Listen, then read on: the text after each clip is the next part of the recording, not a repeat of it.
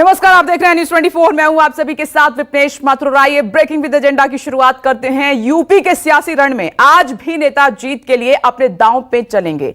मुख्यमंत्री योगी आदित्यनाथ गाजियाबाद में बीजेपी के लिए प्रचार करेंगे, डोर टू डोर कैंपेन करेंगे, प्रबुद्ध सम्मेलन में शामिल होंगे। तो डिप्टी सीएम दिनेश शर्मा भी डोर टू डोर पहुंचेंगे और लोगों से मुजफ्फरनगर में वोट मांगेंगे। तो उधर डिप्टी सीएम केशव प्रसाद मौर्य भी बीजेपी के लिए घर घर जाकर वोट मांगेंगे। और उधर अखिलेश यादव की बात करें तो अखिलेश यादव प्रेस कॉन्फ्रेंस कर फिर से विरोधियों को नया झटका दे सकते हैं। 6 तस्वीरें इस वक्त आपकी टीवी स्क्रीन पर। चाचा शिवपाल पर अखिलेश ने सस्पेंस पूरी तरीके से खत्म कर उन्हें साइकिल से जसवंत नगर सीट से उतारने का ऐलान कर दिया है। वहीं अपर्णा यादव बीजेपी ज्वाइन करने के बाद आज पहली बार लखनऊ बीजेपी दफ्तर पहुंचेंगी। और यह तो आज की सियासी हलचल है, लेकिन इससे बड़ी सियासी हलचल अमित शाह ने कल कैराना में पलायन कर चुके लोगों से मिलकर पैदा कर दी है, जिसने पश्चिमी यूपी के चुनाव को एक बार फिर कैराना जाट मुसलमान जैसे मुद्दों की ओर मोड़ दिया है, ढकेल दिया है। और इस खेल को बीएसपी के मुस्लिम उम्मीदवारों ने त्रिकोणीय कर दिया है और पश्चिम की सियासी जंग में अब जाट और मुसलमान में बांटने की पूरी कोशिश की जा रही है। कैराना है जहां पहले से लोग पलायन कर रहे थे। आज मैं जब राउंड लेने निकला, उन्होंने कहा मोदी जी की कृपा हो गई, भाजपा की सरकार बनी, योगी जी ने कानून और व्यवस्था को सुधारा है, हमें पलायन करने वाले पलायन कर गए। ये जो आत्मविश्वास उत्तर प्रदेश की जनता में मैं देख रहा हूं, मुझे लगता है कि आने वाले दिनों में उत्तर प्रदेश भारत का सबसे विकसित राज्य बनने जा रहा है। उत्तर प्रदेश की जनता विकास और खुशहाली चाहती है। उत्तर प्रदेश की जनता ने बदलाव का मन बनाया है।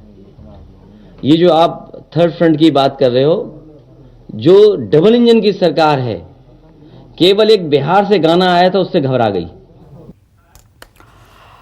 ये प्रतिक्रियाएं आपने सुनी। कैराना एक बार फिर से 2017 की तरह 2022 में इतना अहम क्यों हो गया है। और आप देख रहे हैं कि जिस तरीके से मायावती ने अपने मुस्लिम उम्मीदवारों की लिस्ट खासतौर पर इसको कहा जाएगा, क्योंकि ज्यादातर उन्होंने मुस्लिम उम्मीदवारों को ही टिकट दिया है। पश्चिमी उत्तर प्रदेश में तो मुकाबला त्रिकोणीय हो गया। आज इसका ही विश्लेषण होगा। खास मेहमान इस वक्त हमारे साथ जुड़ गए हैं। बीएसपी लीडर प्रोफेसर सतीश प्रकाश हमारे साथ मौजूद हैं और 2 अन्य खास मेहमान भी हमारे साथ जुड़ेंगे। लेकिन सबसे पहले मैं राजीव आपके पास आ रही हूं, लखनऊ से आप हमारे साथ मौजूद हैं। राजीव, कैराना इतना अहम क्यों हो गया है? अमित शाह कहीं और नहीं गए, कैराना की गलियों में गए हैं, लोगों से मिले हैं, विपक्षी पार्टियों पर जमकर हमला बोला है। 2017 की तरह कैराना एक बार फिर से बड़ा चुनावी मुद्दा बन गया है।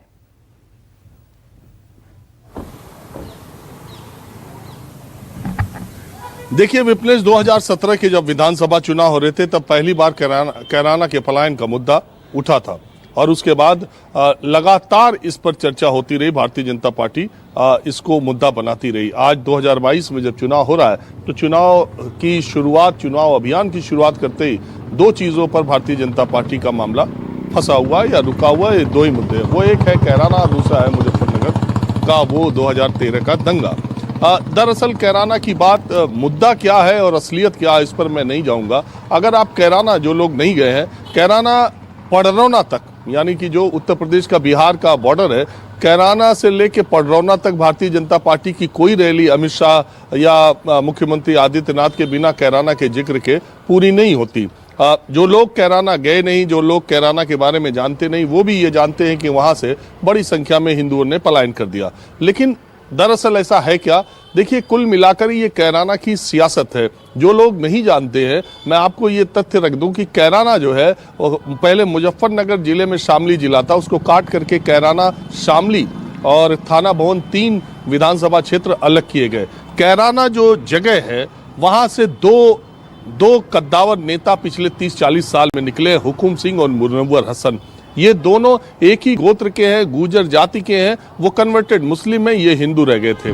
मुनव्वर हसन बाहुबली छवि के आदमी जाने जाते हैं। वो मुजफ्फरनगर से भी सांसद रहे और कैराना से भी सांसद रहे। और हुकुम सिंह पहले बहुत सांसद विधायक थे। बीच में 2 बार मुनव्वर हसन ने हुकुम सिंह को कैराना विधानसभा हरा दी। उसके बाद 4 बार हुकुम सिंह कैराना विधानसभा से विधायक थे। जब ये आश्चर्य की बात है कि जो आदमी इतने लंबे समय तक विधानसभा में था, उसने कैराना सपा बसपा की गवर्नमेंट्स में जो आदमी विधायक बीजेपी से कैराना से होता रहा, उसने एक बार भी मेरी जानकारी के मुताबिक विधानसभा में कैराना का पलायन का मुद्दा नहीं उठाया।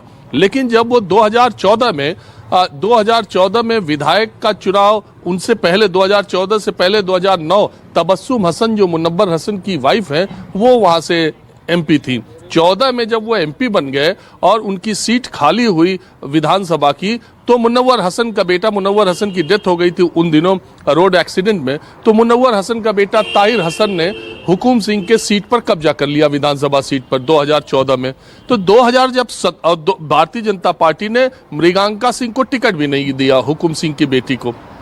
2017 के चुनाव होने वाले थे तो हुकुम सिंह ने मृगांका सिंह को, राजनीति में उनकी बेटियां ही हैं, तो मृगांका सिंह को जब उनको राजनीति में उतारने का फैसला किया था, तो बहुत सारे स्थानीय लोग कहते हैं तब उन्होंने मुद्दे के तौर पर कैराना के पलायन का मुद्दा वो ले आए और इसी बदौलत मृगांका सिंह को टिकट भी मिला और 2017 का चुनाव। लेकिन आप देखिए इंटरेस्टिंग बात है कि 2014-17 का चुनाव नाहिद हसन जीतता है, जिस बार की कैराना का पलायन का मुद्दा सबसे ज्यादा है और नाहिद हसन या उसके परिवार के इर्द गिर्द ही ये आरोप लगाए जाते हैं। एक पक्ष तो ये है कि अगर ये मुद्दा है तो फिर 2017 में नाहिद हसन वहां से कैसे जीते। दूसरी बात यह है कि इसमें कोई दो राय नहीं, जो लोग नहीं जानते मैं थोड़ा कैराना के बारे में बता देता हूं। कैराना एक छोटा सा कस्बा तो बहुत है, लेकिन वहां पर नकदी का लेन देन, ब्याज पर पैसा, ये सब बहुत बड़े पैमाने पर चलता है और इसमें हिंदू मुसलमान आपस में ये ट्रांजैक्शन करते रहते हैं। लेकिन इसमें कोई दो राय नहीं कि कैराना और आसपास, कैराना से अगर आप शामली की तरफ आए तो, और चाहे आप कांधला की तरफ जाए, मतलब अलग अलग इलाकों में जाए, तो आज के 5 साल पहले तक वहां पर चेन स्नैचिंग, बाइक लूटने की घटना हो, चाहे बुग्गी खोल ले जाने की हो, चाहे भैंस खोल ले जाने की हो, ये घटना आए दिन की बात रहती थी। लोग शाम को निकलते थे, बैंक से पैसा निकाल के लेके निकलते थे और उनको लूट लिया जाता था। ये बिल्कुल सत्य बात है जो अब पिछले 5 सालों में काफी हद तक उस पर रोक है, लेकिन उसको भी हिंदू मुस्लिम के चश्मे से नहीं देखना चाहिए। देखिए, जो भी लोग लूटते हैं वो तो घात लगा के बैठे रहते हैं कि बाइक लूटनी है, घात लगा के बैठा। उनको इससे मतलब नहीं है कि हिंदू आ रहा है कि मुसलमान आ रहा है। बैंक से कोई पैसा निकाल के जा रहा है तो उनको इससे मतलब नहीं है। मैं कैराना पिछले 5 सालों में 10 बार से ज्यादा गया हूं और वहां के मुसलमान भी ये बात कहते हैं कि उस तरह की गतिविधियों पर रोक लगी है और ये अब कैराना वो स्थिति नहीं है। लेकिन जो पलायन का मुद्दा है ये राजनीतिक मुद्दा ज्यादा है और उसी तरह से जैसे राम जन्मभूमि का आंदोलन चलाकर फर्श से अर्श पर भारतीय जनता पार्टी पहुंच गई, लेकिन 1989 से लेकर आज तक के अगर लोकसभा नतीजों पर आप नजर डालेंगी तो जितनी बार भारतीय जनता पार्टी ने वो सीटें जीती है उससे ज्यादा बार, इस अचरज की बात और होगी, मैं एक फैक्ट रखता हूं, 1989 में जब चरमोत्कर्ष पर राम मंदिर आंदोलन था तो फैजाबाद अयोध्या की लोकसभा सीट कम्युनिस्ट पार्टी ने जीत ली थी। तो स्थानीय लोगों के लिए वो चीज, अब राम मंदिर पूरे देश के लिए मुद्दा है।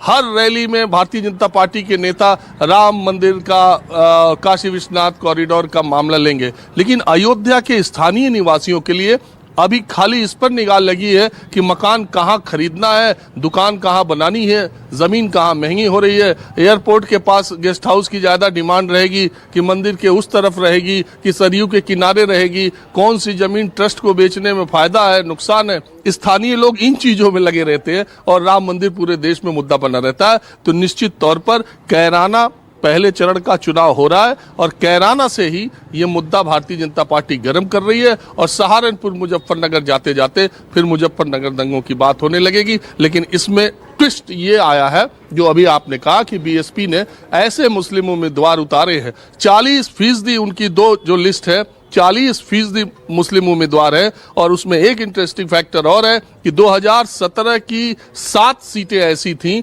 मुस्लिम बाहुल्य जिसमें बीएसपी ने मुस्लिम कैंडिडेट उतारा था और वो 7 सीटें भारतीय जनता पार्टी जीत गई थी। ऐसी इस बार 8 सीटें अगर कुल लिस्ट निकाल के देखें तो 2022 में बीएसपी ने ऐसी 8 सीटों पर पहले चरण में जहां चुनाव ने वहां 8 ऐसी सीटों पर मुस्लिम कैंडिडेट उतारे हैं जहां सपा और आरएलडी के भी कैंडिडेट है। तो ये देखना दिलचस्प होगा कि इस बार मामला क्या बनता है।